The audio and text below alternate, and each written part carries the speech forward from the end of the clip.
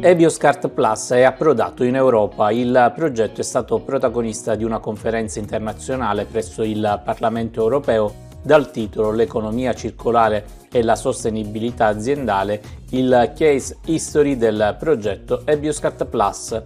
L'evento è stato promosso dall'onorevole Ruggero Razza, parlamentare europeo, e ha rappresentato un'occasione di confronto ad alto livello sull'evoluzione dei modelli produttivi sostenibili e sul ruolo dell'innovazione nel dare nuova vita agli scarti di Ficco d'India.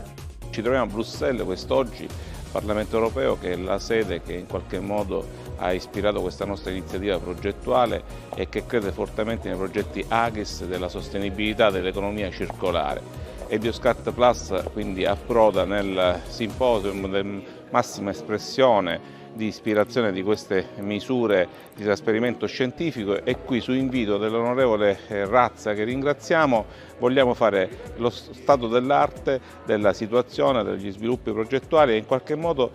gettare il cuore oltre la siepe, prospettare anche iniziative future, sviluppi nell'ambito di tutto il pacchetto delle misure comunitarie, cominciando da Nutrimed, passando per Horizon Europe e quindi approdando ai progetti AGIS e LIFE. In buona sostanza, partendo dalle filiere siciliane, vogliamo approdare in quell'alveo che è la nutraceutica, la cosmesia e la farmaceutica, e quindi portare a cospetto del consumatore finale il massimo beneficio, che non è in chiave di sintesi chimica ma bensì naturale, per la cura dell'uomo, chiaramente nel solco della sostenibilità ambientale ma anche di una sostenibilità che sia sociale.